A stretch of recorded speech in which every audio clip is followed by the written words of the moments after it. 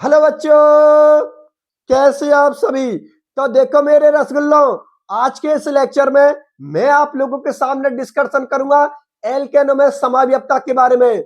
और बच्चों, आज के इस लेक्चर में इस टॉपिक को मैं आप लोगों के लिए बिल्कुल कंप्लीट करवा दूंगा। इस टॉपिक को बच्चों मैं इतनी शानदार तरीका से क्लियर करवाऊंगा कि लैब असिस्टेंट को तो छोड़िए आप लोग, दुनिया की कोई भी कंपटीशन एग्जाम हो जिसमें केमिस्ट्री पूछी जाती है और यहां से यदि सवाल बनता है तो उस सवाल को कोई भी बच्चा गलत नहीं करेगा, क्योंकि इस टॉपिक को बच्चों में बहुत शानदार तरीका से एक्सप्लेन करूंगा, पूरे कॉन्सेप्ट के साथ एक्सप्लेन करूंगा। इसलिए सभी बच्चे मेरे साथ वीडियो में लास्ट तक बने रहना। जैसे ही मेरा लेक्चर कंप्लीट होगा वैसे सभी बच्चे एक ही बात बोलेंगे, अरे सर ये टॉपिक आपने बहुत अच्छा समझाया है, सर हमारे सारे डाउट क्लियर हो गए। और यदि सर लैब असिस्टेंट में यहां से सवाल बनता है तो सर हम उस क्वेश्चन को बहुत आसानी से कर देंगे, क्योंकि ये लेक्चर सर आपका हमारे बहुत अच्छी तरीके से समझ में आया है। और बच्चों, इस लेक्चर की एक मजेदार बात और है, वो मजेदार बात यह है कि इस टॉपिक से बच्चों लैब असिस्टेंट 2018 में एक सवाल पूछा था। अब लैब असिस्टेंट 2018 में वो सवाल कौन सा पूछा था उसको मैं सबसे लास्ट में करवाऊंगा, जिससे कि आप लोग जब उस सवाल को सॉल्व कर रहे होते हैं ना, तो आप लोगों को एक मेंटेलिटी से पता हो कि यार लैब असिस्टेंट के ज्यादा टफ क्वेश्चन नहीं आते। टफ क्वेश्चन बच्चों अगर मेरी एक एक क्लास को आप लेते रहोगे ना, तो ये केमिस्ट्री आप लोगों को इतनी सिंपल लगेगी कि लैब असिस्टेंट में जो आपके 33 क्वेश्चन बनेंगे आपके पेपर में, बच्चों उनको आप लोग विद इन सेकेंडों में सॉल्व कर दोगे, आपको टाइम ही नहीं लगेगा। और बस केमिस्ट्री के यदि 33 में से 32-33 क्वेश्चन आपने सही कर दिए ना बच्चों, मैं फिर बोल रहा हूं आप लोगों से हर वीडियो में कि पूरा सिलेक्शन आपकी मुट्ठी में आ जाएगा, क्योंकि कुछ क्वेश्चन आप फिजिक्स से भी करोगे, कुछ बायो से भी करोगे, और जो पहला पेपर है वो तो आप लोगों की अच्छी तैयारी होगी तो वहां से उस पेपर को भी करोगे। लैब असिस्टेंट का सिलेक्शन बच्चों आप लोगों के हाथों में रहेगा, इसलिए पूरे सीक्वेंस में अच्छी तरीके से पढ़ाई करते रहिए। और जो लेक्चर मैं आप लोगों के लेता चल रहा हूं, इन सभी लेक्चरों को बच्चों आप लोग लेते चलना। मैं आप लोगों के लिए बता देता हूं, क्लासेस तो यहां पर मैं आप लोगों की फ्री ले ही रहा हूं। अब मैं आप लोगों के लिए नोट्सों के बारे में बता देता हूं। बच्चों आप लोगों के कंप्लीट नोट्स मैंने खुद ने बनाकर तैयार किए लैब असिस्टेंट के, इतने शानदार नोट्स है बच्चों। एक बार उन नोट्स की आप लोग लैंग्वेज पढ़ना। मैंने कोई ऐसा पोथी पन्ना नहीं लिखवाया कि इतने बड़े पोथी पन्ना लिखवा दिए, नहीं बच्चों। जो आपका सिलेबस है, आपके सिलेबस को मैंने टारगेट करते हुए नोट्स बनाकर तैयार किए हैं। आप लोग उन नोट्सों को पढ़ के चले जाना, बस आप लोगों के 32-33 क्वेश्चन उन नोट्सों से सही हो जाएंगे, ये मैं आप लोगों से बोल रहा हूं। इसलिए जिन बच्चों के पास में मेरे वाले लैब असिस्टेंट के नोट्स नहीं है बच्चों, वो नोट्स आप लोगों के पास में होने चाहिए। वो नोट्स बच्चों आप लोगों को मिलेंगे राम चतुर्वेदी एकेडमी ऐप पर। आपको प्ले स्टोर पर जाना है, वहां से राम चतुर्वेदी एकेडमी ऐप बच्चों आप लोगों को डाउनलोड करना है। वहां पर आप लोगों को लैब असिस्टेंट के नोट्स मिल जाएंगे सारे, ठीक है ना। एक बार नोट्सों को देखना और उसकी लैंग्वेज देखना, और ज्यादा इतना अथा भंडार नहीं लिखवाया है, बहुत कम नोट्स है, और वही नोट्स आप लोगों का बच्चों सिलेक्शन करवा देंगे, ठीक है ना। तो आप लोगों को किसी भी प्रकार से कोई टेंशन नहीं करनी है, क्योंकि जब तक आप लोगों के साथ राम सर है तब तक किसी बच्चे को केमिस्ट्री के बारे में तो टेंशन करनी नहीं है। और एक बात और बोल रहा हूं बच्चों, इस वीडियो को आप लोग पूरा देखा करो, क्योंकि जब कभी कभी हम ऐसे करते करते चलते हैं ना, वीडियो को काट काट के चलते, तो उससे क्या है कॉन्सेप्ट क्लियर नहीं होता। और यहाँ पर आप केमिस्ट्री समझने के लिए आए हो सकता है आप लोगों के यहाँ पर केमिस्ट्री बहुत अच्छी तरीके से समझ में आ गई, और कहीं पर यदि आप लोगों को पढ़ानी पड़ गई केमिस्ट्री, तो आप लोग तभी तो पढ़ा पाओगे जब आपके खुद के कॉन्सेप्ट अच्छे होंगे। तो यहाँ से आप लोग सब्जेक्ट को समझिए, पढ़िए उसको, और जब ये सब्जेक्ट यहाँ से अच्छी होगी और फ्यूचर में कहीं पर पढ़ाना पड़ गए ना आपको, तो आप बहुत अच्छा पढ़ा दोगे। इसलिए मैं बोल रहा हूं कि आप लोग इस तरीका से पढ़िए, जैसे मैंने आपको समझाया ना, वही कैपेसिटी के साथ आप दूसरे को समझा सको। अगर आपने जैसे मैंने समझाया है ऐसा ही आपने दूसरे को समझा दिया, तो समझ जाना बच्चों वो टॉपिक आप लोगों को बहुत अच्छी तरीके से समझ में आ गया, और उसका पूरा कॉन्सेप्ट भी आपके समझ में आ गया, ठीक है ना। इसलिए लेक्चर को बिल्कुल पूरे सीक्वेंस में देखा करो और पूरे कॉन्सेप्ट को जानने की कोशिश किया करो। अगर कोई प्रॉब्लम आती है तो आप कमेंट सेक्शन में लिख देना बच्चों, मैं आपके हर कमेंट्स को पढ़ता हूं और आप चेक करके देख लेना, मैं हर कमेंट्स का आपके लिए रिप्लाई भी करता हूं, ठीक है ना। तो आप लोग देखते चलना एक एक क्लास को। चलो ठीक है बच्चों, अब मैं मेरी क्लास को स्टार्ट करता हूं। एक बार फिर से बच्चों मैं आप लोगों के लिए बता देता हूं कि आज के जो मेरे लेक्चर का टारगेट है, वो मेरे लेक्चर का टारगेट ये है कि मुझे आप लोगों को एल्केनो में समाव्ययता को समझाना है। तो भाई एल्केनो में समाव्ययता को समझा रहे हो, तो सबसे पहले तो मैं आप लोगों के लिए समाव्ययता की ही डेफिनेशन दे देता हूं कि भाई आखिरकार समावयवता की क्या डेफिनेशन होती है। समावयवता की डेफिनेशन को देने के बाद फिर हम ये समझेंगे कि एल्केन कौन कौन से प्रकार की समावयवता को प्रदर्शित करते हैं। ठीक है बच्चों, तो अब आप लोग समावयवता की डेफिनेशन को समझिए विद एग्जांपल के साथ, जिससे कि पूरा कॉन्सेप्ट क्लियर हो। बच्चों देखो, समावयवता हम उसको बोलते हैं कि बेकार्बनिक यौगिक, क्योंकि केमिस्ट्री कार्बन की चल रही है। अरे भाई, हमारी हाइड्रोकार्बन वाली यूनिट चल रही है, और हाइड्रोकार्बन हम किस में पढ़ते हैं? ऑर्गेनिक केमिस्ट्री में पढ़ते हैं। ऑर्गेनिक केमिस्ट्री में किन का अध्ययन किया जाता है? ऑर्गेनिक यौगिकों का, मतलब कार्बनिक यौगिकों का अध्ययन किया जाता है। तो समावयवता की डेफिनेशन क्या हुई कि बेकार्बनिक यौगिक जिनका अणुसूत्र समान हो लेकिन उनकी संरचना सूत्र और भौतिक और रासायनिक गुण अलग अलग हो, तो उनको हम क्या बोलते हैं? समावयवी। और इस परिघटना को बच्चों हम लोग क्या बोलते हैं? समावयवता। एक बार फिर से आप लोग उसकी डेफिनेशन को समझिए। मैंने बच्चों समावयवता की डेफिनेशन क्या बोली है कि बेकार्बनिक यौगिक जिनका अणुसूत्र क्या हो? समान हो, लेकिन संरचना सूत्र, भौतिक और रासायनिक गुण यदि अलग अलग हो, तो उनको हम समावयवी बोलेंगे, और इस परिघटना को हम समावयवता कहते हैं। अब इसको मैं अभी यहां पर एक अणुसूत्र लिख रखा है, इसको मैं आप लोगों के लिए अभी समझाऊंगा, लेकिन उससे पहले हम लोग ये देख लेते हैं कि भाई जो एल्केन होते हैं ना, वो कौन कौन सी प्रकार की समावयवता को शो करते हैं। क्योंकि एग्जाम में यहां से क्वेश्चन बन सकता है आप लोगों का। एग्जाम में क्वेश्चन कैसे बन सकता है कि भाई एल्केन कौन कौन से प्रकार की समावयवता प्रदर्शित करते हैं, तो आपको ये पता होना चाहिए। बच्चों, एल्केन जो समावयवता प्रदर्शित करते हैं, वो एक तो श्रृंखला समावयवता को प्रदर्शित करते हैं, एक स्थिति समावयवता को प्रदर्शित करते हैं, और एक बच्चों प्रकाशिक समावयवता को प्रदर्शित करते हैं। मैं फिर बोल रहा हूं आप लोगों से, लैब असिस्टेंट की एग्जाम में यही छोटी छोटी चीजें बच्चों आप लोगों से पूछी जाती है। इसलिए जो भी पॉइंट के बारे में बोलूं कि बच्चों ये छोटी बात है, आप लोग इसको दिमाग में डाल लेना, तो उसको तुरंत डाल लेना आप लोग, क्योंकि इसी प्रकार के क्वेश्चन आप लोगों से एग्जाम में पूछे जाते हैं। एग्जाम में सवाल ये हुआ कि भाई एल्केन कौन कौन से प्रकार की समावयवता को प्रदर्शित करती है, तो आपको पता होना चाहिए कि एक तो एल्केन श्रृंखला समावयवता को प्रदर्शित करते हैं, एक एल्केन स्थिति समावयवता को प्रदर्शित करते हैं, और एक एल्केन बच्चों प्रकाशिक समावयवता को प्रदर्शित करते हैं। इन तीनों प्रकार की समावयवता को एल्केन प्रदर्शित करते हैं। एग्जाम्पल के तौर पर देखो, अणुसूत्र C4H10 के निम्न दो समावयवी होते हैं। अब फिर यहां से फिर क्वेश्चन बन गया, एग्जाम में सवाल ये आ गया कि निम्न में से C4H10 के कितने समावयवी बनते हैं, तो आप लोगों का जवाब होगा 2। याद रखना, अभी मैं C4H10, अभी C5H12 लूंगा, C6H14 लूंगा, उनके समावयवी आप लोगों को पता होना चाहिए कि कौन सा कितने समावयवी प्रदर्शित करता है। तो यहां पर ये अणुसूत्र कौन हो गया? C4H10 हो गया। कितने प्रकार के समावयवी शो करते हैं? 2 प्रकार के। अब वो 2 कौन कौन से? ये देखिए आप लोग, एक तो आप लोगों का नॉर्मल ब्यूटेन और एक आप लोगों का आइसोब्यूटेन। अब देखो, अभी थोड़ी देर पहले मैंने आप लोगों के लिए समावयवता की डेफिनेशन क्या बोली थी कि जिनका अणुसूत्र समान हो लेकिन संरचना अलग होगी और उनके भौतिक रासायनिक गुण अलग अलग होंगे। कैसे होंगे? ऐसे होंगे। देखो, इसका अणुसूत्र क्या है बच्चों? C4H10। मतलब अणुसूत्र में कार्बन कितने आप लोगों के? 4। हाइड्रोजन कितने हैं? 10। यहां पर देख लो, यहां पर कार्बन कितने हैं? 4। 1 2 3 4। हाइड्रोजन कितने हैं? 10। 3 और 2 5, और 2 7, और 3 10। इसका मतलब यह समावयवता को प्रदर्शित कर रहा है, क्योंकि इसका अणुसूत्र क्या है? C4H10। इसका अणुसूत्र क्या है? C4H10। इस वाले को देखो, देखो बच्चों, इसके पास में भी देख, कार्बन कितने हैं? 4। 1 2 3 4। कार्बन कितने हैं? 4। और हाइड्रोजन कितने हैं? 3 और 3 6, और 3 9, और 1 10। तो देखो, इसका अणुसूत्र भी C4H10 है और इसका अणुसूत्र भी C4H10 है। लेकिन बच्चों गौर से देखिए, दोनों की संरचना अलग अलग है। कैसे है? क्योंकि ये आप लोगों का नॉर्मल ब्यूटेन है और ये बच्चों आप लोगों का आइसोब्यूटेन है। देखो, इसका अणुसूत्र भी C4H10 होता है, इसका भी C4H10 है, और बच्चों इसका भी C4H10 है। ठीक है ना? इसका भी C4H10 है, क्योंकि इसमें 4 कार्बन है, 10 हाइड्रोजन है। इसमें भी 4 कार्बन है, 10 हाइड्रोजन है। तो दोनों का अणुसूत्र तो समान है, लेकिन बच्चों दोनों की संरचना अलग अलग है। तो ये दोनों आपस में क्या हुए? समावयवी हुए। और ये जो परिघटना हुई है बच्चों, इसी को हम समावयवता बोलते हैं। बात समझ में आ गई ना? तो देखो, अणुसूत्र समान लेकिन दोनों की संरचना अलग है।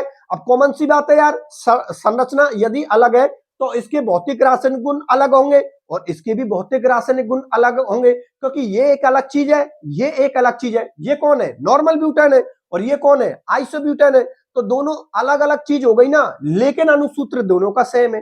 तो बेकार्बनिक यौगिक, क्योंकि ये भी ऑर्गेनिक कंपाउंड है, ये भी ऑर्गेनिक कंपाउंड है। बेकार्बनिक यौगिक जिनका अणुसूत्र तो क्या हो समान, जिनका अणुसूत्र समान हो लेकिन उनकी संरचना और उनके भौतिक और रासायनिक गुण अलग अलग हों, तो बच्चों उनको हम क्या बोलते हैं, समावयवी। और इस परिघटना को बच्चों हम लोग क्या बोलते हैं, समावयवता। एल्केन कितने प्रकार की समावयवता प्रदर्शित करते हैं, तीन, एक श्रृंखला, एक स्थिति और एक बच्चों प्रकाशक समावयवता को प्रदर्शित करते हैं। ये बात बच्चों आप लोगों को पता होना चाहिए। चलो ठीक है, ये तो मैंने C4H10 के लिख दिए। कितने समावयवी हुए, दो, भैया याद कर लेना, मैं यही बोल रहा हूं। C4H10 के कितने समावयवी हुए, दो। बच्चों लैब असिस्टेंट में पूछे जाते हैं, नीट के अंदर इस प्रकार के सवाल पूछे जाते हैं और जेई में भी इस प्रकार के सवाल पूछे जाते हैं, ठीक है ना। आप लोग कल को सेकंड ग्रेड की एग्जाम दोगे, वहां पर भी इस प्रकार के सवाल पूछे जाते हैं, ठीक है ना। तो आप लोग अपने कॉन्सेप्ट को अपने साथ रखिए, कोई सी भी एग्जाम हो आप लोग उस क्वेश्चन को आराम से जवाब दे सकते हो। चलो ठीक है, इसको मिटाता हूं। C5H12 के बारे में बात करते हैं।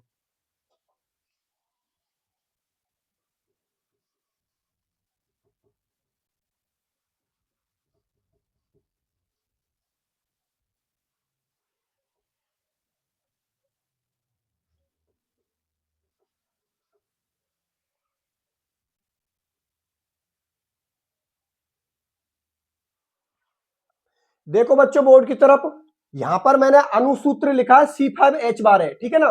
तो अणुसूत्र C5H12 के बच्चों कितने समावयवी बनेंगे, तीन। याद रखना, अणुसूत्र C5H12 के कितने समावयवी होंगे, तीन।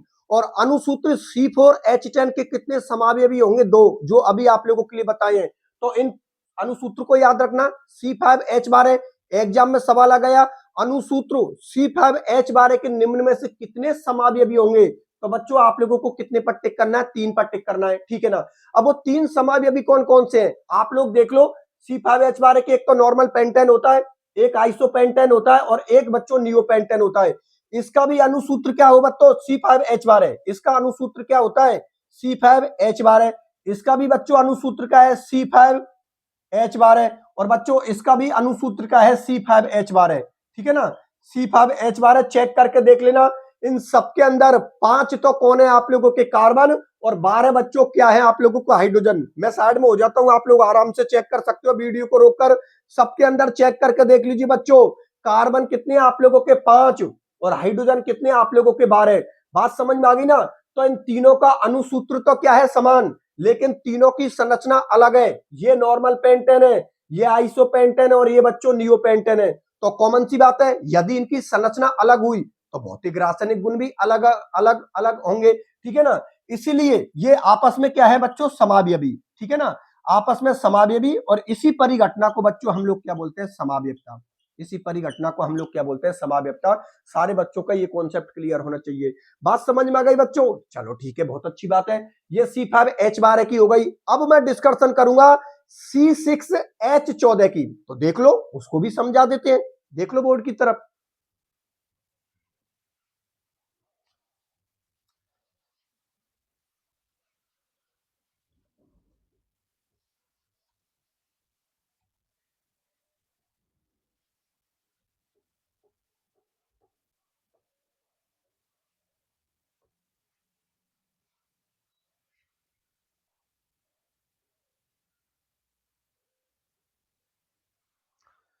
देखो बच्चों बोर्ड की तरफ, यहां पर मैंने अणुसूत्र लिखा है आप लोगों के लिए C6H14, ठीक है ना। तो अणुसूत्र C6H14 के कितने समावयवी बनते हैं बच्चों, 5। कितने समावयवी बनते हैं, 5।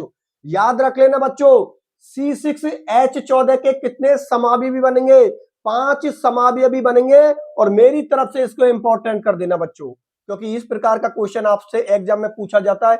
C4H10 के तो कितने बनते हैं, 2। C5H12 के कितने बनते हैं, 3। और बच्चों C6H14 के जो समावयवी बनेंगे बच्चों, वो 5 बनेंगे। यदि एग्जाम में सवाल इस तरीका से पूछा जाए कि अणुसूत्र C6H14 के कितने समावयवी बनते हैं, तो बच्चों आप लोगों का जवाब होगा 5। कितने समावयवी बनेंगे, 5। ऑन टिप्स इसको याद रखना। और देखो बच्चों, वो 5 समावयवी कौन कौन से हैं, आप लोग देख लीजिए, 1, 2, 3, 4, 5।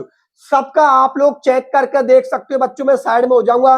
सबका सबके पास में कार्बन कितने हैं 6 और सबके पास में हाइड्रोजन कितने हैं 14। इसका मतलब ये सभी आपस में क्या है समावयवी हैं और ये जो घटना शो हो रही है इसी को बच्चों हम लोग क्या बोलते हैं समावयवता। सबको चेक करके देख लेना, सबका अणुसूत्र समान है लेकिन सबकी संरचना अलग अलग अलग अलग है। और बच्चों यदि संरचना अलग अलग है तो कॉमन सी बात है इनके भौतिक रासायनिक गुण भी अलग अलग होंगे। इसलिए देखो सबके नाम अलग है, ये नॉर्मल हेक्सेन है, ये 2 मेथिल पेंटेन है, ये 2,3 डाइमेथिल ब्यूटेन है, ये कौन है 3 मेथिल पेंटेन है, ये 2,2 डाइमेथिल ब्यूटेन है। सबके नाम अलग अलग है बच्चों, तो कॉमन सी बात है इनके भौतिक और रासायनिक गुण भी अलग अलग होंगे। चेक करके देख लीजिए, सबका बच्चों कार्बन कितने हैं सबके पास में 6 और सबके पास में हाइड्रोजन कितने हैं 14। आप लोग वीडियो को रोककर सबको चेक कर सकते हो बच्चों। बस आप लोगों को यह याद रखना है कि अणुसूत्र C6H14 के कितने समावयवी होंगे बच्चों, 5 समावयवी होंगे। चलो ठीक है, अब देखो बच्चों एक समावयवता का डिस्कशन और हुआ प्रकाशिक समावयवता।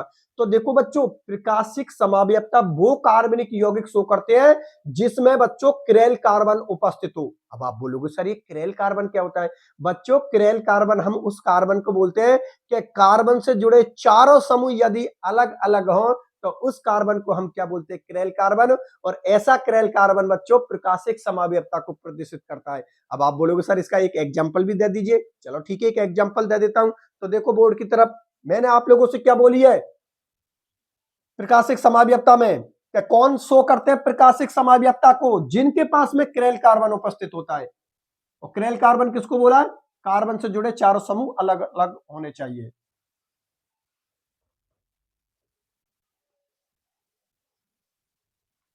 देखो बच्चों जैसे कि मैंने यहां पर कार्बन को लिख दिया, ठीक है ना, ये मैंने कार्बन को लिख दिया। यहां पर बच्चों कार्बन से मैंने एक तो किसको जोड़ दिया, हाइड्रोजन को जोड़ दिया, एक जोड़ दिया बच्चों मैथिल समूह को, एक जोड़ दिया बच्चों मैंने किसको, एथिल समूह को। ये कौन हो गया आप लोगों का एथिल समूह। देखो ये कौन है आप लोगों का कार्बन, इस कार्बन से एक मैंने किसको जोड़ दिया, हाइड्रोजन को, इस कार्बन से एक मैथिल समूह को जोड़ दिया, इस कार्बन से एक एथिल समूह को जोड़ दिया और इसी कार्बन से मैंने एक प्रोपिल समूह को जोड़ दिया। प्रोपिल समूह में कितने कार्बन होते हैं, 3, CH2 CH2 CH3। अब गौर से देखिए बच्चों ये कार्बन आप लोगों का क्रेल कार्बन हो गया, वो इसलिए क्योंकि इस कार्बन से चारों समूह अलग अलग जुड़े हैं। कैसे? इस कार्बन से मैथिल अलग समूह जुड़ा हुआ है, हाइड्रोजन अलग समूह जुड़ा हुआ है, एथिल अलग समूह जुड़ा हुआ है और बच्चों ये प्रोपिल अलग समूह जुड़ा हुआ है। देखो आप लोगों को पता CH3 को हम क्या बोलते हैं, मैथिल, इसको हम क्या बोलते हैं, एथिल, इसको हम क्या बोलते हैं, हाइड्रोजन, क्या बोलते हैं, हाइड्रोजन, और इसको बच्चों हम लोग क्या बोलते हैं, प्रोपिल समूह। ठीक है ना, क्या बोलते हैं, प्रोपिल समूह। तो गौर से देखिए इस कार्बन से चारों समूह बच्चों आप लोगों के अलग अलग जुड़े हुए हैं, इसीलिए बच्चों ये कार्बन आप लोगों का क्रेल कार्बन हो गया जिसको हम स्टार से शो करते हैं। और ये कार्बन बच्चों प्रकाशिक समावयवता को प्रदर्शित करता है। प्रकाशिक समावयवता को ऐसे कि इसको जब आप मिरर के सामने रखोगे, कांच के सामने रखोगे तो बच्चों ये अपनी क्या देता है, मिरर इमेज देता है, मतलब इसकी स्ट्रक्चर अपोजिट बनेगी। ये यहां पर जाके क्या देगा, अपनी ही जैसी एक मिरर इमेज देगा, मतलब दर्पण प्रतिबिंब देगा। और यदि दर्पण प्रतिबिंब देगा तो कौन सी बात है, कौन सी समावयवता को प्रदर्शित करता है, प्रकाशिक समावयवता को। बात मेरी आप लोग समझ में आ गई ना। अरे ये संरचना में CH3 इधर चल जाएगा और ये समूह इधर चला जाएगा, ऐसा मत कर देना। ये तो मैंने वैसे ही लिखा कि आप लोग समझ सको, नहीं समझ सको तो मैं समझा के बता देता हूं। देखो जैसे ही इसको दर्पण के सामने रखोगे ना बच्चों, मिरर के सामने, तो मिरर में डायग्राम उल्टा हो जाएगा। कैसे हो जाएगा, इधर देखो, देखो ऊपर तो कोई फर्क नहीं पड़ेगा, हाइड्रोजन अपनी जगह पर रहेगा, नीचे अभी कोई दिक्कत नहीं है, ये एथिल समूह भी अलग रहेगा। लेकिन बच्चों ये प्रोपिल समूह है ना, ये इधर की तरफ चल जाएगा, मैथिल समूह इधर की तरफ चला जाएगा जब आप इसको कांच के सामने रखोगे। तो देखो मैं लिख देता हूं, यहां पर तो कौन आ गया आप लोगों का, प्रोपिल समूह। मैं लिख देता हूं ये प्रोपिल समूह हो गया आप लोगों का, और बच्चों इधर कौन जुड़ जाएगा, आप लोगों का मैथिल समूह।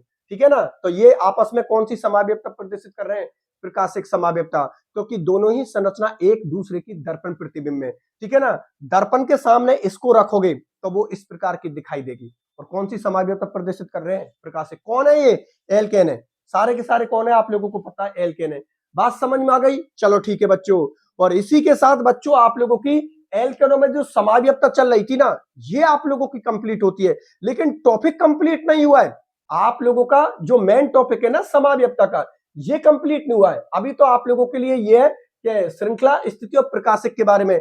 लेकिन बच्चों इसके अलावा भी एल्केन संरूपण समाव्यक्ता प्रदर्शित करते हैं। अब बच्चों ये संरूपण समाव्यक्ता क्या है, इसको भी मैं आज के इसी लेक्चर में कंप्लीट करवाऊंगा, क्योंकि समाव्यक्ता नाम का पूरा ही टॉपिक बच्चों मुझे आज के इस लेक्चर में कंप्लीट करवाना है। Only one shot, one shot में कैसा भी सवाल बन जाए किसी भी कंपटीशन लेवल पर, आपको कोई भी फर्क नहीं पड़ना चाहिए, क्योंकि राम सर हैं। ठीक है बच्चों, देख लो आप लोग। तो इसको तो मिटा देता हूं पूरे को ही अब, ठीक है ना। और एल्केनों में संरूपण समाव्यक्ता समझेंगे अब हम लोग।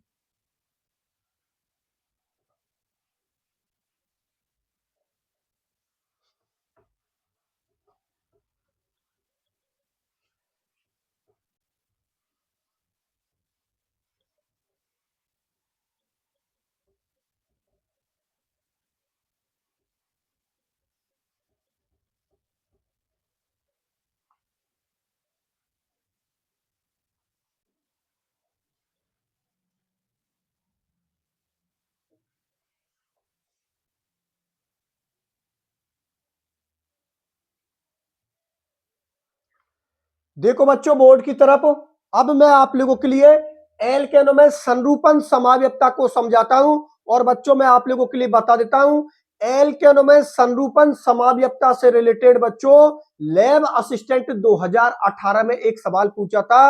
अब लैब असिस्टेंट 2018 में वो सवाल कौन सा पूछा था उसको मैं लास्ट में बताऊंगा। पहले हम एल्केनों में संरूपण समाव्यक्ता को समझते हैं।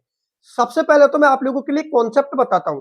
आप लोगों का मेरे से एक सवाल बनता है कि सर एक बात बताइए, आपने लिखा है एल्केनों में संरूपण समाव्यक्ता, क्या सर इस समाव्यक्ता को एल्कीन और एल्काइन प्रदर्शित कर सकती है? नहीं बच्चों, ये जो संरूपण समाव्यक्ता है ना, ये उनके अंदर ही मिलेगी जिनमें केवल सिंगल बंध होगा। अब सिंगल बंध एक तो एल्केनों के पास में होता है और एक साइक्लो एल्केनों के पास में होता है। तो जिनके पास में सिंगल बंध होता है वो ही संरूपण समाव्यक्ता को प्रदर्शित करते हैं। इसका सीधा सा मतलब है कि एल्केन और साइक्लो एल्केन दोनों ही इस संरूपण समाव्यक्ता को प्रदर्शित करते हैं।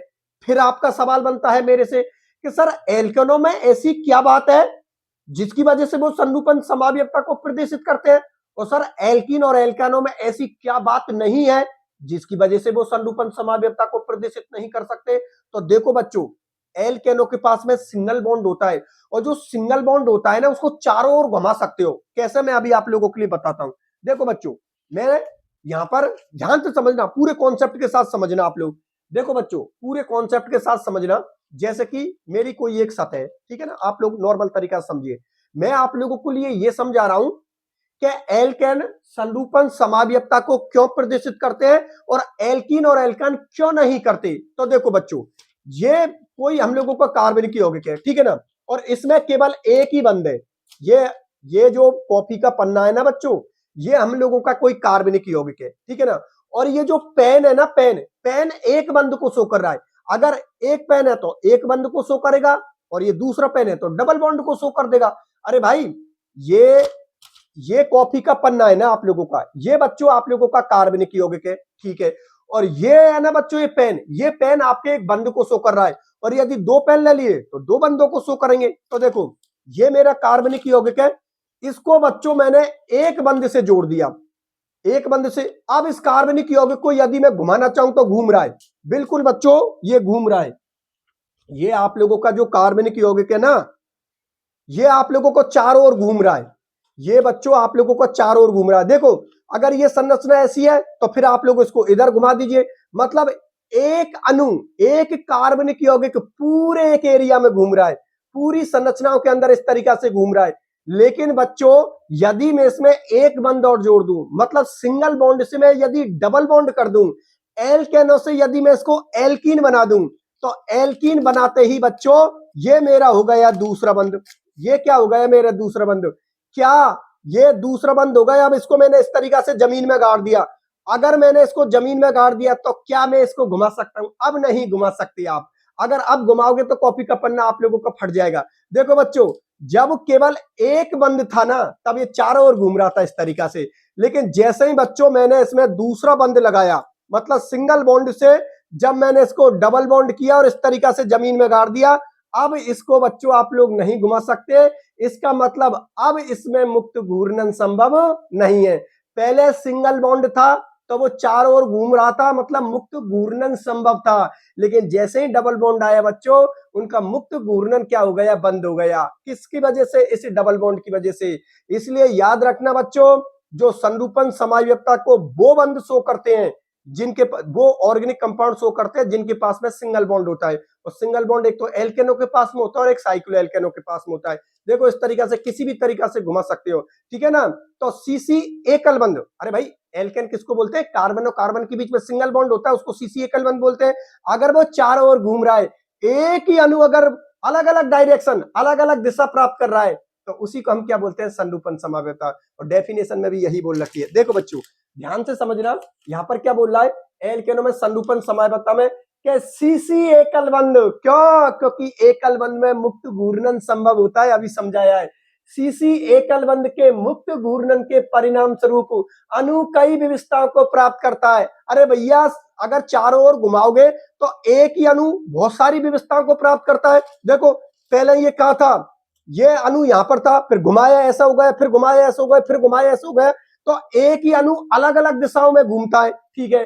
तो सीसी एकल बंध के, मैं इसको लगा देता हूं, नहीं सूख जाएगा ये। देखो बच्चों सीसी एकल बंध के मुक्त घूर्णन के परिणाम स्वरूप अणु कई विविधताओं को प्राप्त करता है, और ये विविधता ही बच्चों क्या कहलाती है, संरूपण समावेता कहलाती है। आप लोगों को पता लग गए ना कि एल्केनो में मुक्त घूर्णन संभव होता है, इसलिए वो संरूपण समावेता को प्रदर्शित करते हैं, लेकिन एल्कीन और एल्कानो में मुक्त घूर्णन संभव नहीं होता, इसीलिए बच्चों वो संरूपण समावेता को प्रदर्शित नहीं करते। बात समझ में आ गई, चलो ठीक है। ये पॉइंट बच्चों आप लोगों का क्लियर होता है, चलो ठीक है। दूसरा पॉइंट बच्चों ये है कि संरूपणों की ऊर्जा में बहुत कम अंतर होने के कारण ये तीव्रता से एक दूसरे में परिवर्तित होते रहते हैं, इस कारण इन्हें पृथक करना संभव नहीं है। बिल्कुल सही बात है बच्चों, इन संरूपणों की जब आप घुमाते हो ना तो ऊर्जाओं में बहुत कम अंतर होता है, इतना कम अंतर होता है कि आप लोग इनको अलग कर ही नहीं सकते। जैसे ही अलग करने की तरफ जाओगे तो एक संरचना तुरंत ही दूसरी संरचना में पहुंच जाएगी, फिर अलग करने जाओगे फिर दूसरी किस में आ जाएगी, वापस से पहली में आ जाएगी, फिर इस तरीका से एक संरचना दूसरी में, दूसरी पहली में, इस तरीका से एक संरचना दूसरी संरचना में परिवर्तित होती रहती है, क्योंकि उन संरचनाओं के बीच में ऊर्जा का अंतर बहुत कम होता है। तो बहुत कम अंतर होने की वजह से एक संरचना दूसरी में आसानी से बदल जाती है, इसलिए ऐसे लोगों को पृथक करना बहुत मुश्किल है। अरे भाई जो लोग सच्चा प्यार करते हैं, क्या आप उनको अलग कर सकते हो, नहीं कर सकते। सच्चा प्यार करने वाले इनको आप लोग अलग नहीं कर सकते, क्योंकि वो तुरंत एक दूसरे के अंदर चेंज होते रहते, जैसे ही अलग करोगे फिर चिपक जाएंगे, फिर दूर ले जाओगे फिर चिपक जाएंगे, तो आप लोग बच्चों उनको अलग नहीं कर सकते। और वैसे भी तो आप तो बच्चे ही है, प्यार तो आप भी करते होंगे, ऐसी बात तो नहीं है, ठीक है ना बच्चों। तो संरूपणों की ऊर्जा में बहुत कम अंतर होने के कारण ये तीव्रता से एक दूसरे में परिवर्तित होते रहते हैं, इस कारण इन्हें पृथक करना संभव नहीं है। चलो ठीक है। और लास्ट एंड फाइनल पॉइंट जो मैंने अभी आप लोगों के लिए समझाई दिया कि इस समाव्यता को एक तो एल्केन शो करते हैं और एक साइक्लो एल्केन शो करते हैं। क्यों, क्योंकि इनके पास में सिंगल बॉन्ड होता है जो मुक्त घूर्णन संभव होता है, और मुक्त घूर्णन संभव है तो कॉमन सी बात है, एक संरचना दूसरी संरचना में बदल जाएगी तो कौन सी समाव्यता को प्रदर्शित करेंगे, संरूपण समाव्यता को, ठीक है ना। तो इसको याद रख लेना, इस समाव्यता को एल्केन व साइक्लो एल्केन दोनों प्रदर्शित करते हैं। अब सुनो बच्चों, हम लोगों के जो लैब असिस्टेंट के सिलेबस में जो चीज दे रखी है वो दे रखी है कि भाई एथेन किस, जो आप लोगों का एथेन होता है, भाई एथेन किसका सदस्य होता है, एल्केनो का ही तो सदस्य होता है। भाई फॉर्मूला जो यार एथेन का यही तो होता है, CH3CH3, ये फॉर्मूला किसका होता है, एथेन का होता है। क्या होता है, C2H6। अरे भाई C2H6 किसका फॉर्मूला होता है बच्चों, एथेन का फॉर्मूला होता है। तो एथेन कितने प्रकार की संरूपण समाव्यता को प्रदर्शित करते हैं, ये हम लोगों के लैब असिस्टेंट के सिलेबस में दे रखा है। तो इसको मैं आप लोगों के लिए बता देता हूं कि जो आप लोगों का ये एथेन है ना, ये एथेन ये कितनी प्रकार की संरूपण समाव्यता को प्रदर्शित करता है, क्योंकि लैब असिस्टेंट में जो सवाल पूछा गया था वो इसी एथेन से रिलेटेड पूछा गया था, क्योंकि बच्चों ये हम लोगों के सिलेबस में दे रखा है। तो सिलेबस में दे रखा है तो करवाएंगे ना, बिल्कुल करवाएंगे भैया। तो ठीक है जी, एथेन के संरूपण समाव्यताओं को आप लोगों के सामने प्रदर्शित कर देता हूं, और देखो पूरे कॉन्सेप्ट के साथ, रट्टा किसी भी बच्चे को नहीं मारना है, क्योंकि यदि मेरे पास पढ़ने आए हो बच्चों तो आप यहां पर सीखने आए हो। पढ़ने को तो पूरा यूट्यूब पड़ा हुआ है आप लोगों के, दुनिया भर की किताबें पड़ी हुई है, लेकिन बच्चों जिस तरीका से मैं समझा रहा हूं इस तरीका से हर टीचर के बस की बात नहीं है। इसलिए मैं आप लोगों से बोल रहा हूं कि हर चीज को आप लोग समझ समझ के किया करो, रट्टा मत मार करो, क्योंकि केमिस्ट्री तो पूरी सब्जेक्ट ही समझने वाली सब्जेक्ट है। इसलिए एक एक चीज को समझते चलो। कोई भी डाउट होता है तो आप कमेंट सेक्शन में लिख देना। लेकिन बच्चों हमारी क्लास में किसी स्टूडेंट्स को डाउट हो सकता है, ऐसा हो ही नहीं सकता। एक बार बच्चे ने पूरा लेक्चर ले लिया ना तो बच्चे का कोई सवाल बचता ही नहीं, क्योंकि बच्चे का तो तब जब बच्चे का कोई कॉन्सेप्ट क्लियर नहीं होगा। मैं तो पढ़ाता ही इस तरीका से जिससे कि आप लोगों का कॉन्सेप्ट वैसे ही क्लियर हो जाए। बात समझ में आ गई? चलो ठीक है, ठीक है, इसको मिटा देता हूं और इसके संरूपण समाव्यवता को शो कर देता हूं।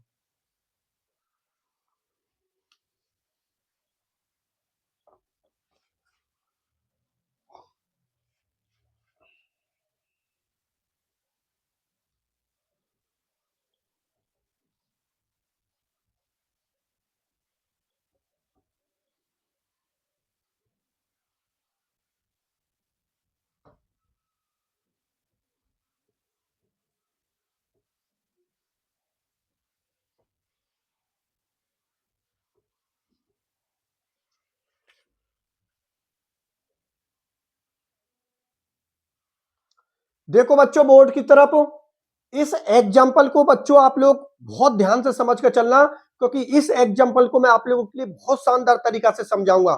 देखो बच्चों अभी मैंने आप लोगों से क्या बात बोली थी है कि एल्केन और साइक्लो एल्केन दोनों ही कौन सी समाव्यवता को प्रदर्शित करते हैं? संरूपण समाव्यवता को। और एक एग्जाम्पल के तौर पर मैंने किसको ले लिया? एथेन को, क्योंकि एथेन हम लोगों के सिलेबस में दे रखा है। तो सिलेबस में दे रखा है तो हम इसको क्लियर करते हैं। और सबसे बड़ी बात यह कि एथेन का क्वेश्चन लैब असिस्टेंट 2018 में पूछा भी है। अभी आप लोगों के लिए जैसे ही ये लेक्चर कंप्लीट होगा तो लास्ट में उस क्वेश्चन को भी बताऊंगा कि लैब असिस्टेंट 2018 में सवाल पूछा था आप लोगों से। क्या पूछा था अभी देखना। सबसे पहले तो हम इसको समझते हैं। एग्जाम्पल के तौर पर मैंने लिख दिया कि एथेन, एथेन का फॉर्मूला क्या होता है? C2H6। खोल के लिखोगे तो एथेन को हम इस तरीका से लिखते हैं, ठीक है ना। एथेन को इस तरीका से लिखते हैं जिसमें कार्बन कितने होते हैं? 2 और हाइड्रोजन 3 और 3 कितने होते हैं? 6।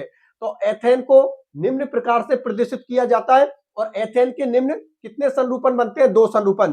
एक तो बच्चों एथेन का ये ग्रिसिस संरूपण बनता है, याद रख लेना। और एक बच्चों जो इसके बाद जो मैं लूंगा वो होता है एक सांत्रित संरूपण। एक तो होता है आपका ग्रिसिस संरूपण, एक तो होता है बच्चों आप लोगों का ग्रेसित संरूपण, जो मैंने अभी आप लोगों के सामने शो कर रखा है। और जो दूसरा है ना बच्चों वो है आप लोगों का सांत्रित संरूपण। सांत्रित संरूपण। देखो बच्चों मैं आप लोगों के लिए फिर से बता देता हूं कि जो एथेन होता है ना वो 2 प्रकार की संरूपण संभाव्यता प्रदर्शित करता है। अब वो 2 कौन कौन सी हैं? एक तो बच्चों एथेन ग्रिसित संरूपण को शो करता है और एक बच्चों ये एथेन है वो सांत्रित संरूपण को शो करता है। तो अब आपका एक सवाल बनता है कि सर ये ग्रिसित संरूपण का मतलब क्या हुआ और सर इस सांत्रित संरूपण का मतलब क्या हुआ? तो देखो बच्चों मैंने उनकी स्पेशल हेडिंग ले ली। सबसे पहले मैं आप लोगों के लिए ग्रिसिस संरूपण की पूरी केमिस्ट्री को पढ़ाऊंगा, उसके बाद बच्चों मैं आप लोगों को सांत्रित संरूपण की पूरी केमिस्ट्री को पढ़ाऊंगा। तो यहां पर देखिए पहला हो गई हम लोगों की ग्रिसिस संरूपण। नाम से ही पता लग रहा है ग्रिसित संरूपण। अरे भाई कोई भी ग्रिसित आदमी वो होता है जो बिल्कुल एक दूसरे के पास पास में रहते हैं। एक बात बच्चों आप लोग याद रखना, ग्रिसित का मतलब हुआ कि बिल्कुल पास पास में, सांत्रित का मतलब हुआ थोड़े दूर दूर में। अब आप लोग अच्छी तरीका से जानते हो प्रतिकर्षण किन में ज्यादा होता है? जब समूह आप लोगों के पास पास में, यार वही वाली बात हुई, आप और आपकी गर्लफ्रेंड अगर दोनों पास पास में, तब आपका प्रतिकर्षण आप एक दूसरे को ज्यादा डिस्टर्ब करोगे। लेकिन आप लोग यहां पर आपकी गर्लफ्रेंड बहुत ज्यादा दूर है तो बच्चों आप लोग उससे प्रतिकर्षण कर ही नहीं पाओगे। क्यों? क्योंकि दोनों के बीच में क्या है? डिस्टेंस ज्यादा है। तो जब आप दोनों एक दूसरे के पास में होंगे, यहां पर प्रतिकर्षण का मतलब है एक दूसरे को डिस्टर्ब करना। तो कॉमन सी बात है आपकी कंसंट्रेशन भंग होगी, ठीक है ना। और आप एक दूसरे को क्या करेंगे? प्रतिकर्षण करेंगे। क्यों? क्योंकि प्रतिकर्षण का मतलब यहां पर मैं डिस्टर्बेंस से ले रहा हूं, एक दूसरे को ज्यादा डिस्टर्ब करोगे आप लोग। लेकिन आप यहां पर हो और सामने वाली वहां पर बैठी हुई है तो कॉमन सी बात है आप एक दूसरे को डिस्टर्ब नहीं करोगे। तो यदि आप एक दूसरे को डिस्टर्ब नहीं करोगे तो आपकी स्टेबिलिटी ज्यादा होगी, और यदि आप एक दूसरे को डिस्टर्ब करोगे तो स्टेबिलिटी आपकी कम हो जाएगी। बस यही चीज मैं आप लोगों के लिए बता रहा हूं। क्या ग्रेसित संरूपण के अंदर क्या होता है बच्चों? समूह क्या होते हैं आप लोगों के पास पास में एकदम सीध में होते हैं। जिससे प्रतिकर्षण क्या होता है, ज्यादा होता है। और प्रतिकर्षण ज्यादा होगा तो ऊर्जा भी ज्यादा होगी, और यदि ऊर्जा भी ज्यादा होगी तो बच्चों स्थायित्व क्या हो जाएगा आप लोगों को कम। कैसा? बोर्ड की तरफ देखिए, देखो जो मैंने बोला वही चीज यहाँ पर लिख रखी है। हम लोगों की जो एथेन है, एक तो विस्तृत संरूपण को शो कर रहा है, जिसकी लैंग्वेज में मैंने लिखा है कि इसमें एक कार्बन परमाणु के 3 हाइड्रोजन परमाणु। अरे भाई सही है ना, ये कार्बन परमाणु से कितने हाइड्रोजन जुड़े हैं? 3 हाइड्रोजन जुड़े हैं। इसमें एक कार्बन परमाणु के 3 हाइड्रोजन परमाणु इस दूसरे कार्बन परमाणु के 3 हाइड्रोजन परमाणु के एकदम सीध में होते हैं। कैसे सीध में होते हैं? यहां पर मैंने उसकी स्ट्रक्चर को शो कर दिया। देखो बच्चों, ये स्ट्रक्चर किसकी है? एथेन की। फॉर्मूला होता है CH3CH3, मिलाकर लिखना चाहो तो ऐसे लिख सकते हो C2H6। ये फॉर्मूला किसका होता है? एथेन का होता है। देखो बच्चों, लैंग्वेज क्या बोली है? इसमें एक कार्बन परमाणु, एक कार्बन परमाणु के 3 हाइड्रोजन परमाणु, दूसरे कार्बन परमाणु के 3 हाइड्रोजन परमाणु के एकदम सीध में होते हैं। देखो ये आप लोगों का कौन है? कार्बन परमाणु। ये हाइड्रोजन परमाणु और ये हाइड्रोजन परमाणु बिल्कुल एक दूसरे के पास में है और एक दूसरे के बिल्कुल सीध में। देखो ये हाइड्रोजन परमाणु और ये हाइड्रोजन परमाणु एक दूसरे के बिल्कुल पास में है और बिल्कुल एक दूसरे के सीध में। यहां पर देखो, ये हाइड्रोजन परमाणु और ये हाइड्रोजन परमाणु बिल्कुल एक दूसरे के पास में है और एक दूसरे के सीध में। यहां पर ये हाइड्रोजन परमाणु और ये हाइड्रोजन परमाणु एक दूसरे के बिल्कुल पास में है और एक दूसरे के बिल्कुल सीध में। तो ये कौन से प्रकार की संरूपण समावयवता को प्रदर्शित कर रहे हैं बच्चों? ग्रसित संरूपण समावयवता को। क्योंकि जब भी समूह एक दूसरे के बिल्कुल सीध में और बिल्कुल पास में होते हैं ना, उसको बोलते हैं ग्रसित। ग्रसित का नाम से पता लगा, ग्रसित मतलब बिल्कुल एक दूसरे के पास में जुड़े हुए हैं। अब देखो इससे फर्क क्या बनेगा? अरे हाइड्रोजन कितने हो गए? 6 हो गए ना, 3 और 3 कितने होते हैं? 6। तो 2 हाइड्रोजन ही रहे, 2 हाइड्रोजन रहे 4 और 2 हाइड्रोजन 6। तो फॉर्मूला किसको हो गया? एथेन को हो गया। अब देखो दूसरा पॉइंट बड़ा मजेदार है। दूसरा पॉइंट क्या बोल रहा है? क्या इस ग्रसित संरूपण में प्रतिकर्षण क्या होगा? अधिक। यार बिल्कुल सही बात है। समूह एक दूसरे के पास में, तो एक दूसरे के पास में जब समूह होंगे तो एक दूसरे के गुस्सी मुस्सी करेंगे, और गुस्सी मुस्सी करेंगे मतलब एक दूसरे को डिस्टर्ब करेंगे, और यदि एक दूसरे को डिस्टर्ब करेंगे तो कॉमन सी बात है प्रतिकर्षण बढ़ेगा, और प्रतिकर्षण बढ़ेगा तो कॉमन सी बात है ऊर्जा भी बढ़ेगी, और यदि ऊर्जा बढ़ गई बच्चों तो स्थायित्व घट जाएगा। क्योंकि हम लोग अच्छी तरीका से जानते हैं कि ऊर्जा का रिलेशन स्थायित्व के क्या होता है? व्युत्क्रमानुपाती। जिसकी ऊर्जा जितनी ज्यादा होती है उसका स्थायित्व उतना ही कम होता है। तो देखो बच्चों, ये समूह बिल्कुल एक दूसरे के पास में है, और एक दूसरे के पास में तो आपस में ये क्या करेंगे? प्रतिकर्षण करेंगे। आपस में क्या करेंगे? प्रतिकर्षण। यदि प्रतिकर्षण करेंगे तो ऊर्जा आप लोगों की क्या होगी? बढ़ेगी। ये ऊपर की तरफ 3 का मतलब है बढ़ रही है, ठीक है ना। तो यदि बच्चों आप लोगों का प्रतिकर्षण बढ़ेगा तो ऊर्जा आप लोगों की क्या होगी? बढ़ेगी। और यदि ऊर्जा बच्चों आप लोगों की बढ़ेगी तो स्थायित्व आप लोगों का क्या हो जाएगा? कम।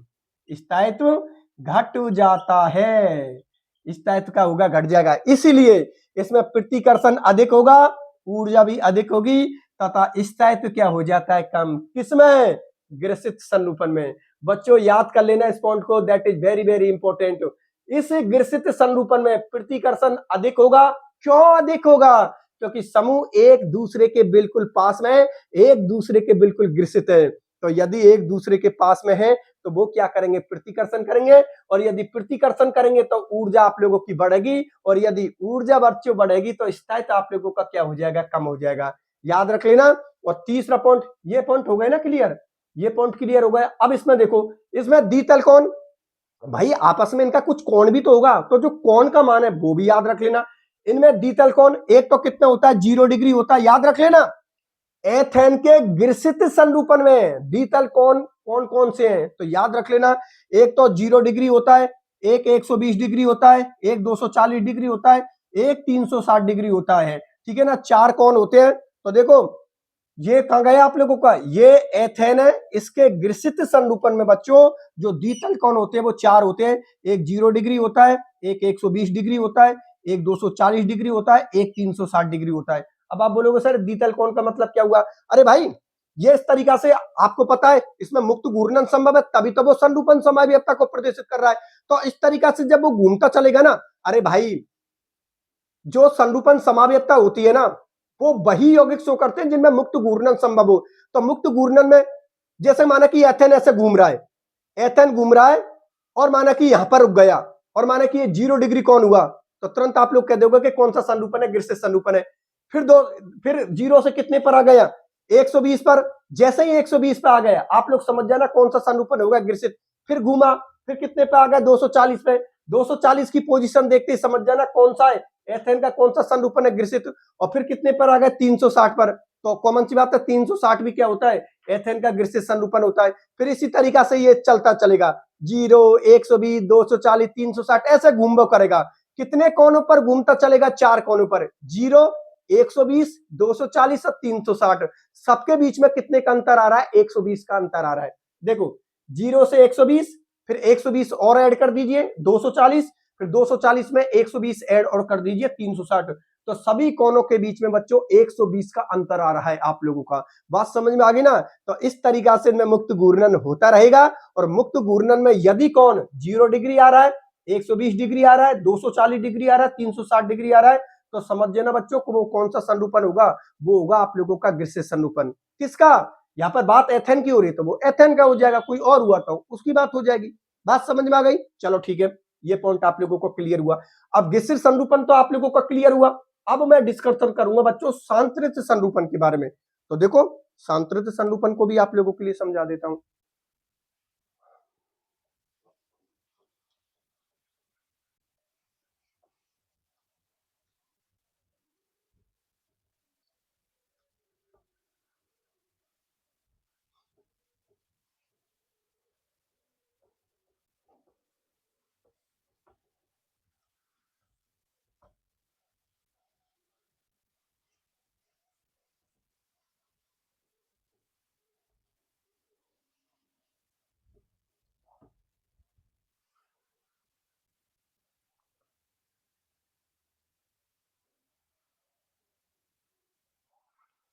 देखो बच्चों बोर्ड की तरफ, एथेन दूसरे प्रकार की जो संरूपण समाव्यक्ता प्रदर्शित करता है बच्चों, वो सांतरित संरूपण समाव्यक्ता प्रदर्शित करता है।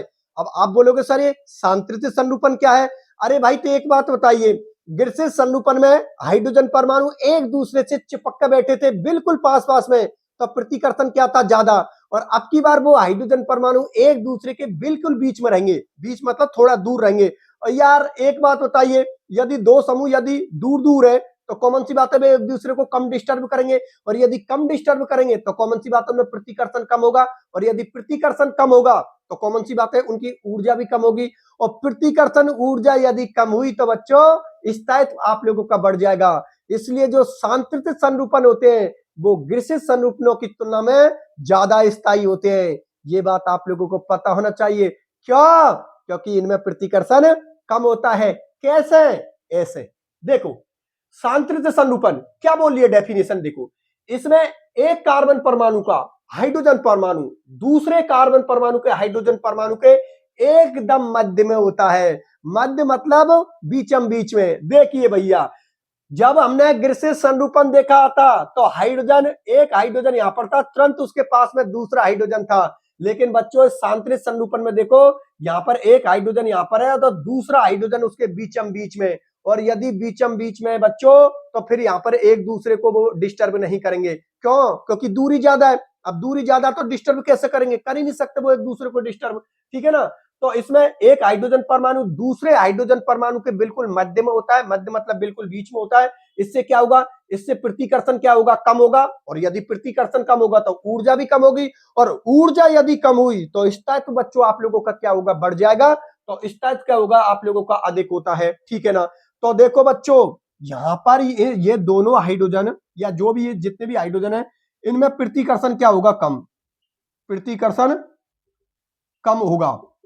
और यदि प्रतिकर्षण कम होगा तो ऊर्जा भी कम होगी, ऊर्जा कम होगी। और यदि ऊर्जा कम हो गई बच्चों तो स्थायित्व बढ़ जाएगा, स्थायित्व बढ़ जाता है भैया, स्थायित्व बढ़ जाता है। याद रखना सांतरित संरूपण में बच्चों स्थायित्व क्या होता है, ज्यादा होता है। वो इसलिए क्योंकि यहां पर एक हाइड्रोजन परमाणु दूसरे हाइड्रोजन परमाणु के बिल्कुल बीच में होता है। बीच का मतलब ये थोड़ा दूर होगा, दूर होगा तो एक हाइड्रोजन परमाणु दूसरे हाइड्रोजन परमाणु को डिस्टर्ब नहीं करेगा, डिस्टर्ब नहीं करेगा तो प्रतिकर्षण कम होगा, प्रतिकर्षण कम होगा तो ऊर्जा कम होगी। और यदि ऊर्जा कम हुई तो बच्चों स्थायित्व क्या होगा, आप लोगों का बढ़ जाएगा। और इसमें भी द्वितल कोण दे रखे हैं, सांतृत संरूपण के जो द्वितल कोण है वो बच्चों एक तो 60 डिग्री है, एक 180 डिग्री और एक 360 डिग्री, सॉरी 300 डिग्री है। 360 तो विस्तृत में चला जाएगा। देखो बच्चों, एक तो कोण होता है आप लोगों का 60 डिग्री, एक कितना होता है आप लोगों का 180 डिग्री और एक कितना होता है 300 डिग्री। यहां पर भी जो डिस्टेंस आ रही है कोनों में वो 120 की आ रही है।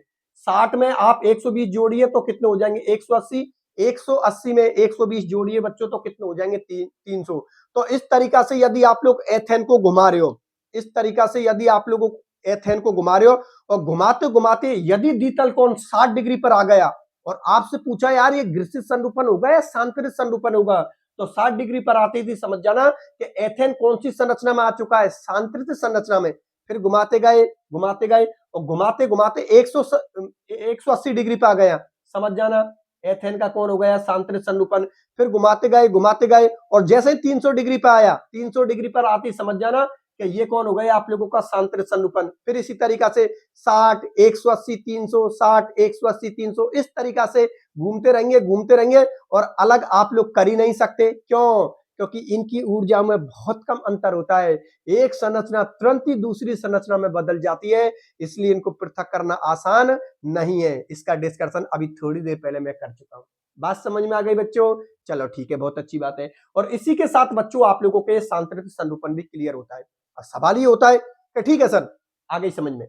एथेन दो प्रकार की समाव्यवता प्रदर्शित करता है सर, एक तो ग्रसित समाव्यवता ग्रसित संरूपण समाव्यवता शो करता है और एक सांतरित संरूपण समाव्यवता शो करती है। सर पूरा लेक्चर आपका समझ में आ गया, लेकिन सर जो ये संरूपण समावयवी होंगे वो कैसे स्थायी होंगे, उसके लिए मैं एक हेडिंग डाल देता हूं। अभी 2 मिनट में वो भी टॉपिक क्लियर हो जाएगा। बस समझ में आ गया, एक ऊर्जा है वो बोल ली है, जिससे कि वो टॉपिक भी क्लियर हो जाएगा। फिर इसी के साथ हमारा ये लेक्चर भी कंप्लीट हो जाएगा। लेकिन उससे पहले वो क्वेश्चन भी बताना है जो लैब असिस्टेंट 2018 में पूछा था, तो देखो करवा देता हूं उसको भी क्लियर।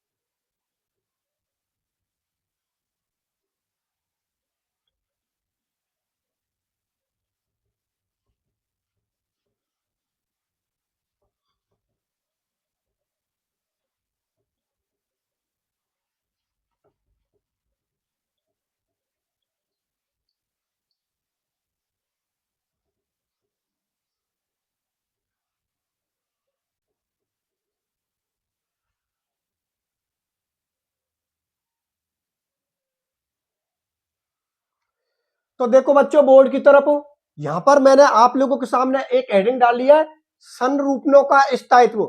संरूपणों के स्थायित्व के बाद बच्चों मैं आप लोगों के लिए बताऊंगा कि लैब असिस्टेंट 2018 की एग्जाम में यहां से सवाल कैसा बना था। अभी आप लोग सवाल को देखोगे तो ये बोलोगे सर ये सवाल तो बहुत सीधा है, हम तो इसको आसानी से कर देते। आसानी से इसलिए कर देते बेटा क्योंकि टॉपिक आप लोगों के समझ में आ गया और नोट्सों के अंदर मैंने डायरेक्ट पॉइंट लिख रखे। ऐसा नहीं कि भाई इतने सारे पोथी पन्ना लिखवा दिए, बच्चा पढ़ ही नहीं पा रहा है। पॉइंट टू पॉइंट बात की जा रही है। और बच्चों जब हम पॉइंट टू पॉइंट बात करते तो नोट्स भी हम लोगों के कम बनते हैं और हम लोगों को वो चीज याद भी रहती है। और यदि एग्जाम में कोई चीज याद रहेगी तो यार सिलेक्शन तो अपने हाथों में है। बात समझ में आ गई ना? तो पहले हम इसको समझते हैं। टॉपिक है हम लोगों का संरूपणों का स्थायित्व। तो संरूपण स्थायी होते हैं। क्यों स्थायी होते हैं? क्योंकि एक संरूपण और दूसरे संरूपण की ऊर्जाओं में बहुत कम अंतर होता है। तो बहुत कम अंतर होगा तो वो एक दूसरे में परिवर्तित होते रहते हैं। आप लोग एक को दूसरे से अलग करना चाहोगे तो अलग नहीं कर पाओगे। क्यों नहीं कर पाओगे? क्योंकि एक को अलग करोगे वो तुरंत ही दूसरे में बदल जाएगा, फिर दूसरा पहले में बदल जाएगा, फिर इस तरीका से होता रहेगा, आप अलग कर ही नहीं पाओगे बच्चों। बात समझ में आ गई ना? तो ये इनके स्थायित्व होता है। जैसे कि आप ग्रसित संरूपण को अलग करने के लिए गए तो ग्रसित संरूपण तुरंत अपना रूप बदल के किसमें चला गया? सांतरित संरूपण में। फिर आप सांतरित को पकड़ने के लिए गए तो सांतरित में किसमें बदल गया? ग्रसित में।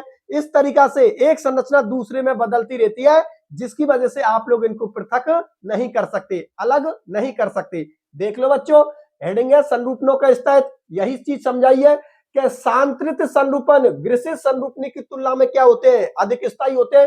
देखो मैं आप लोगों से क्या बोल रहा हूं कि जो ग्रसित संरूपण होते हैं उनमें प्रतिकर्षण ज्यादा होता है, ऊर्जा ज्यादा होती है और ज्यादा ऊर्जा तो उनका स्थायित्व क्या होगा, कम। लेकिन जो सांतरित संरूपण होते हैं उनमें क्या होता है, प्रतिकर्षण कम होता है, जिसकी वजह से ऊर्जा कम हो जाती है, और यदि ऊर्जा कम हो जाएगी तो उनका स्थायित्व क्या होगा, बढ़ जाएगा। इसलिए ग्रिसित संरूपण और सांतरित संरूपणों की तुलना में सांतरित संरूपण ज्यादा स्थायी होते हैं ग्रिसित संरूपणों की तुलना में, ठीक है ना। तो देखो, सांतरित संरूपण ग्रिसित संरूपणों की तुलना में अधिक स्थायी होते हैं। एथेन के इन दोनों संरूपणों की ऊर्जा में बहुत कम अंतर होता है। और बस बच्चों, इस ऊर्जा को जरूर याद रख लेना, क्योंकि एग्जाम में यहां से सवाल बन सकता है कि एथेन के ग्रिसित संरूपण और सांतरित संरूपणों की ऊर्जाओं में कितने का अंतर होता है। ये बच्चों, ये सवाल नीट में पूछा था। अब नीट में पूछा है तो लैब असिस्टेंट में भी पूछा जा सकता है। तो आपको याद रखनी है कि ये ग्रिसित संरूपण और सांतरित संरूपणों की ऊर्जा में कितने का अंतर होता है, 12.5 किलो जूल मोल इनवर्स। क्या होता है, याद कर लो यहीं पर। ये सांतरित संरूपण और ग्रिसित संरूपणों की ऊर्जाओं में कितने का अंतर होता है, किसके में, एथेन के में 12.5 किलो जूल मोल इनवर्स होता है। इस कारण यह सामान्य ताप पर एक दूसरे से तीव्रता में बदल जाते हैं। भाई ऊर्जाओं में बहुत कम अंतर होगा और आप इनको अलग करना चाहोगे तो एक संरचना तुरंत ही दूसरी संरचना में बदल जाएगी तीव्रता से, मतलब बिल्कुल फास्टली, ठीक है ना। एक दूसरे में तीव्रता से बदल जाते हैं, इसलिए इन्हें पृथक करना नहीं किया, मतलब इसीलिए इनको पृथक करना संभव नहीं है, ठीक है ना। या ऐसे बोल सकते हो, इसलिए इन्हें पृथक नहीं किया जा सकता, ठीक है ना। पृथक नहीं किया जा सकता या पृथक करना संभव नहीं है, एक ही बात है।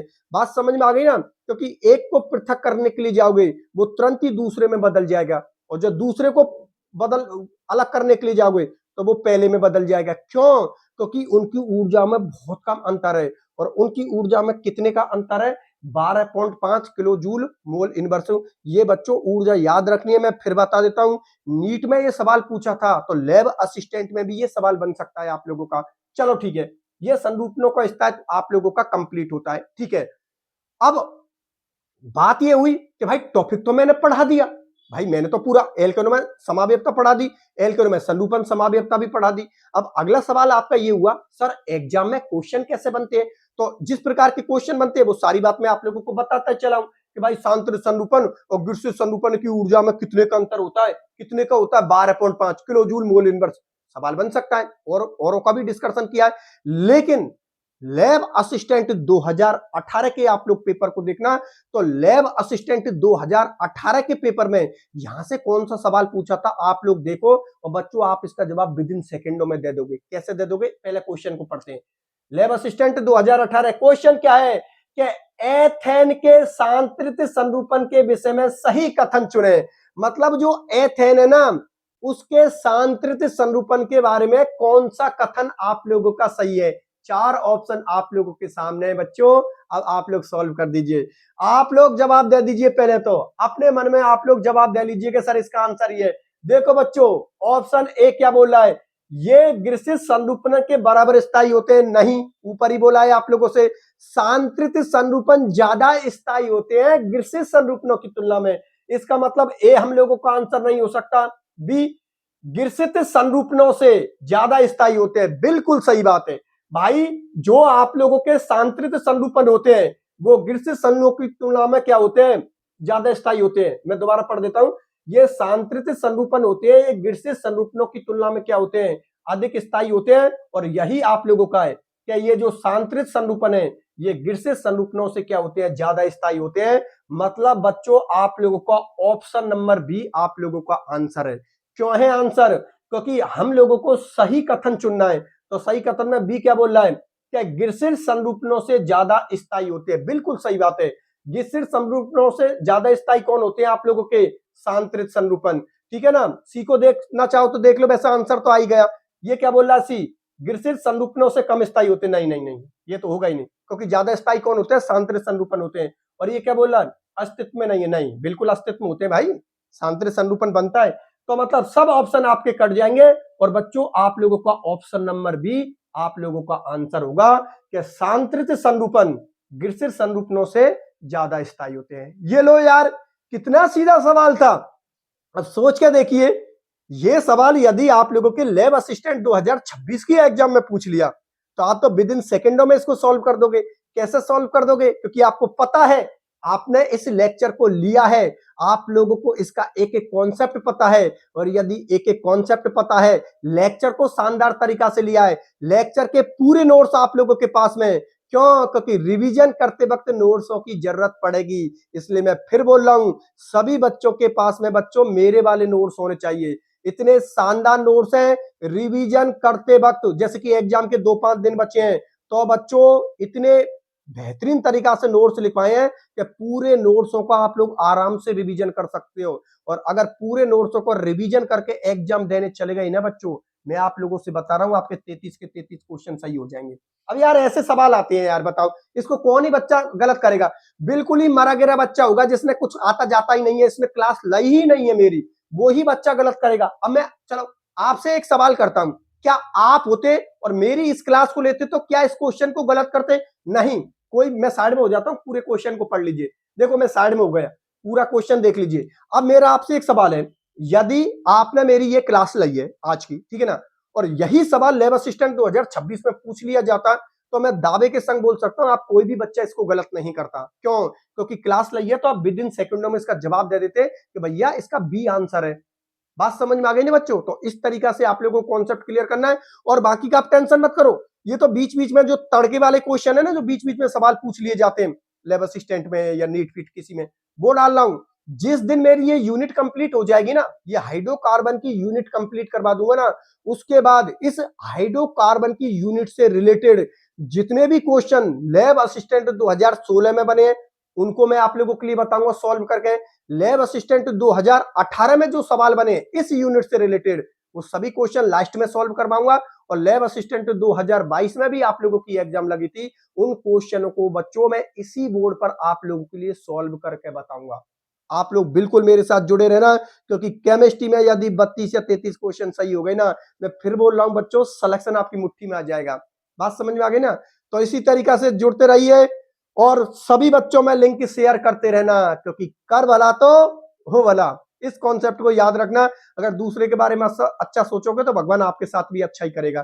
ठीक है बच्चों, तो आज का लेक्चर मैं यहीं तक रखता हूं। बस आप ये जरूर बता देना मुझे कि आज का लेक्चर आप लोगों को मेरा कैसा लगा। यदि आप लोगों को आज का लेक्चर मेरा भौकाल लगा, सर बहुत शानदार था, वो भी लिख देना। यदि आपको कुछ कमी नजर आई है, वो कमी भी लिख देना, क्योंकि आप जो भी कमी बताओगे ना बच्चों, मैं उसको दूर कर दूंगा। और यदि कमी दूर हो गई तो हम पूरी तरीका से बिल्कुल क्या हो जाएंगे, परफेक्ट हो जाएंगे। ठीक है बच्चों, कोई टेंशन मत करो, पढ़ते रहो जिस तरीका से मैं बोल रहा हूं। ठीक है बच्चों, फिर आज के लेक्चर को हम यहीं तक रखते हैं। मिलता हूं फिर अगले लेक्चर में, तब तक के लिए बाय बाय।